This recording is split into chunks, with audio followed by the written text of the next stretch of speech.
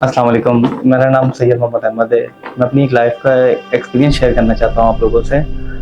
वैसे तो आप लोगों को शायद हो सकता है ये मज़ाक लगे, ये लगे कि मैं कहानी बना रहा हूँ, बट ये मेरी अपनी लाइफ़ का एक्सपीरियंस है जो मैं आप पे शो करना चाहता हूँ। देखें, हुआ कुछ यूँ था कि एक दफ़ा रात का टाइम था, मैं सो रहा था, सोते में मेरी एकदम आँख खुले तो मुझे फ़ील ऐसा हुआ कि मैं छत पे कुछ लोगों की बात करने की आवाज़ आ रही। हालाँकि घर वाले सब सो रहे थे, टाइम भी लेट नाइट का टाइम था। तो मैंने आगे-पीछे देखा, घर वाले सब सो रहे हैं, मैंने बोला देखूँ जाके छत पे कौन है? मैं उठा, मैं उठ के छत की तरफ जाने लगा, मेरे माइंड में काफ़ी सारी चीज़ें आ रही कि कोई हो सकता है पड़ोसी हो या वो, फिर मेरे माइंड में आया मतलब पड़ोसी इस टाइम पे क्या करेंगे?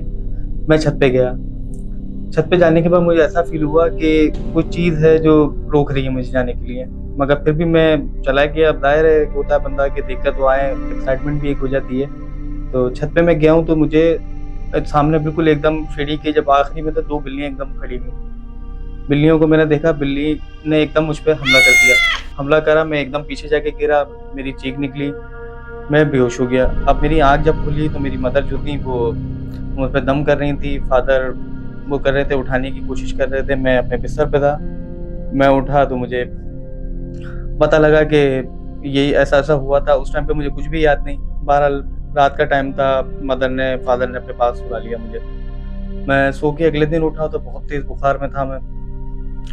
तो अगले दिन फिर मदर मुझे डॉक्टर के पास लेके गईं, वही रूटीन चेकअप, वही नॉर्मल उन्होंने मेडिकेशन दी, बट कोई असर नहीं हुआ और उल्टा चीज़ें बढ़ गईं कि वो एकदम मुझे तेज़ बुखार होने लगा, बहुत ज़्यादा सर्दी लगने लगी।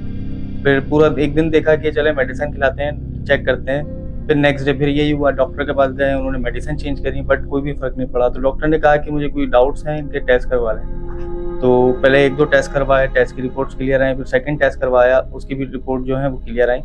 तो अब ज़ाहिर है कि इतना बड़ा वाक़या गुज़रा है, घर वालों के माइंड में इतना कुछ नहीं था, मदर की माइंड में एक चीज़ चल रही थी कि ये इसके साथ ऐसा हुआ है कि खुदा ना ख़ास्ता किसी के झपट्टे में या किसी उसमें तो नहीं आ गया ये। तो मदर ने फादर से डिस्कस किया, फादर जो हैं वो इन चीज़ों पे बिलीव नहीं करते थे और ना मेरा अपना बिलीव था।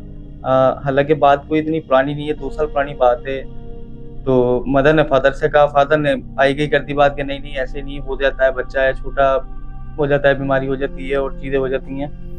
तो हमारी गली के अंदर एक बाबा आते थे अक्सर के, वो हालाँकि वो कुछ जैसे कुछ माँगते नहीं थे।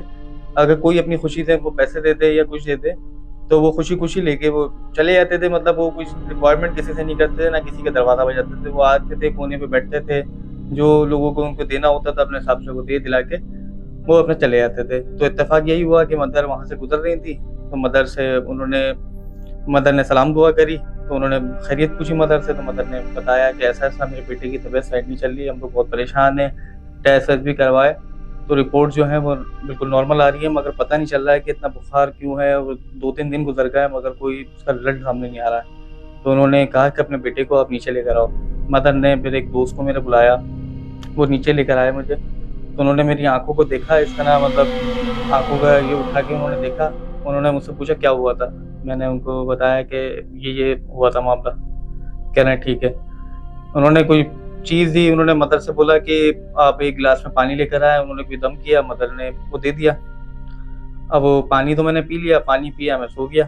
सोने के बाद पूरी रात मुझे ऐसा फ़ील हुआ, रात में सोते में मेरी आँख खुली है और मेरे कोई ऐसा लग रहा था कोई सीने के ऊपर हाथ फेर रहा है और कुछ पढ़ रहा है। तो अब मैं जैसा-तैसे जितनी भी आयतें आती थी वो पढ़-पढ़ा के मैं सो गया। मैंने बोला घर वालों को मैं क्या उसमें परेशान करूँ, हालाँकि पूरी रात मुझे नींद नहीं आई, बेचैनी रही। अगले दिन जब वो आए तो उन्होंने कहा कि मैंने देखा है इसमें कि इसके ऊपर किसी ने झपट्टा मारा था मगर ये उसमें बच गया है, इसीलिए इसके ऊपर ये जो है असरात ही चल रहे हैं।